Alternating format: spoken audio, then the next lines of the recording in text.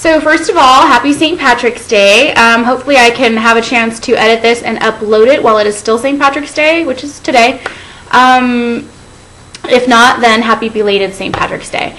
Anyways, this is going to be a haul video. Hopefully I can squeeze everything into one video, so I should probably stop rambling and just get to it. I went to Costco, Target, the like dollar-ish stores, and also I've gone to 2 gift shows since I did a haul video, one in Las Vegas and one in Anaheim, and I'm only going to show you the stuff that I got in Las Vegas right now because the Anaheim one is going to be a different video. I'll just start grabbing at the first things I see.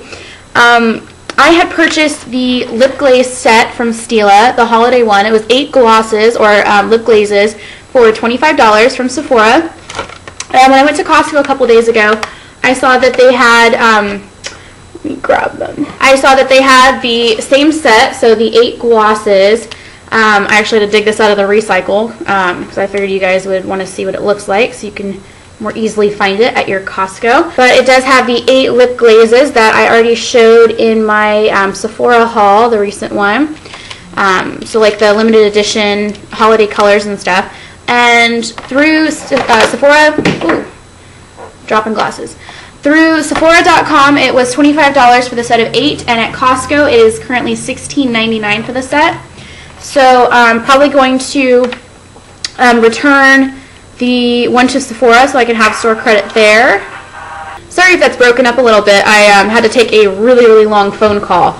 Okay, so next up from Costco, these came in a 2-pack. It was the Kiehl's Lip Balm No. 1 in Cranberry, and I kind of convinced my mom to get this because she's like total lip balm snob and she'd never tried Kiehl's before. But because this had cranberry written in red and a lot of the other lettering written in red, I kind of assumed that it was a tinted lip balm, but it's just a clear lip balm. And unfortunately, I'm not incredibly impressed with it.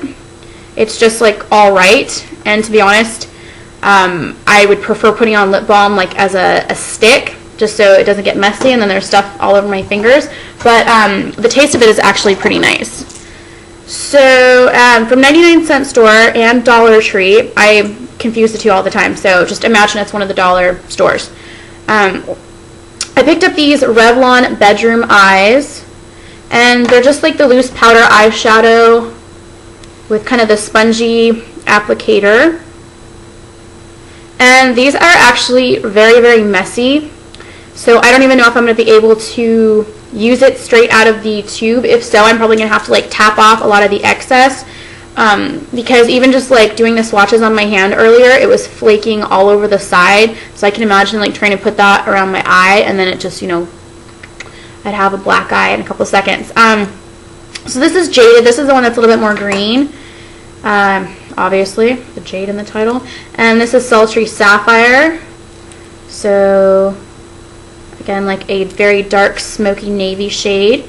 I'm going to try these on my eyes not before I go to sleep, but like in the evening time when I know I'm not going out, because I would hate to go out to a bar or something and like have used this and then find out later that it really does do that trickle down effect. Now I'm just kind of pulling things out at random because I have a box of all this stuff that I purchased recently.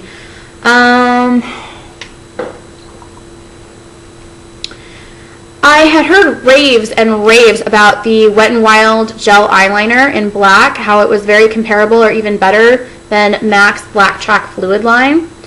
So I picked this up. I waited for the buy one get one half off sale, and I do like this. I don't find that it stays on like you know, forever and ever like people were saying it did.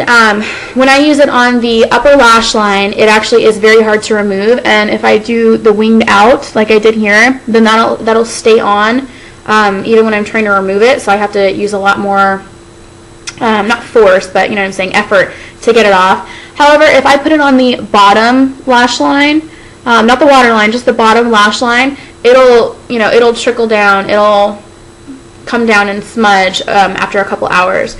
So this is a good eyeliner, not a great one, but I'm still going to be replacing MAC's Black Track Fluid line with this just because the fluid line is so expensive. It's basically the same thing.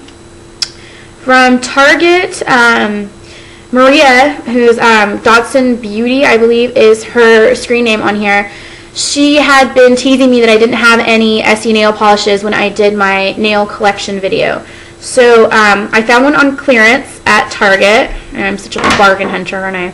It's called Rock the Croc, and it is a warm, it's a pretty warm red shade, but it's a little bit more neutral than, say, Paris or one of the other reds with brown tones that I have. I think this is going to work a little bit better with my skin tone than Paris did. So when I got the Wet n Wild Buy One Get One Free, the other item I picked up is the Mega Plump Lip Gloss, and this is shade 585. This color is decent. It's not really a whole lot of anything. I wanted it to be more of a nude kind of shade. It smells nice, but okay, my hands are like obscenely dry right now. But this just doesn't have enough pigment for me.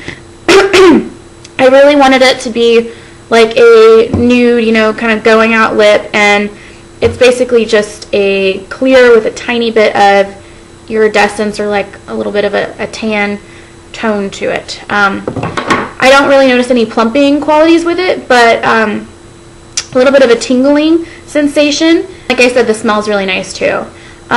This is actually not really something I purchased, but my sister gave me this. It is the Smile Dazzle Glass from MAC, and it is my first Dazzle Glass. I've never owned one of these, just because I prefer the lip jellies when you think about how much more you get with the lip jellies and the price comparison. So Smile is a pretty sheer peachy shade with what I would say is like peach and pink shimmer. It is very pretty. I don't mind the consistency. Actually some gold shimmer in there too. Yeah. But I personally probably wouldn't pay $18.50 or whatever it is for these, just because I don't like spending that much on lip gloss. Next, from the dollar-ish stores, I found some of these Art Deco. Okay, it's from LA Colors, the Art Deco. Just the polishes with the really fine brushes. And this is bright green, white, magenta, which I think is more purple than magenta, but I didn't name them. Yellow, silver, baby pink, bright orange, green glitter, red glitter, and intense pink. So I just got these for like adding cute little designs on the nails.